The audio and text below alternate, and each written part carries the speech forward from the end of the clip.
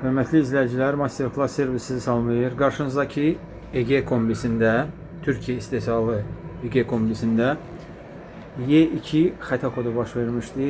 Yəni Y2 xəta kodu nədən irəli gələn bir xəta kodudur? Yəni xəttə dövriyyə problemi, belə deyək, qaynama, esenjorun tutulması ilə, ərpləşməsi ilə bağlı ola bilər. Gördüyünüz buradakı pompanın sıradan çıxması ilə bağlı bir problem ola bilər. Radiator xətlərində, isti su xətlərində tutulma baş verə bilər və sonda hər bir kombinin termostat limit daçik olur.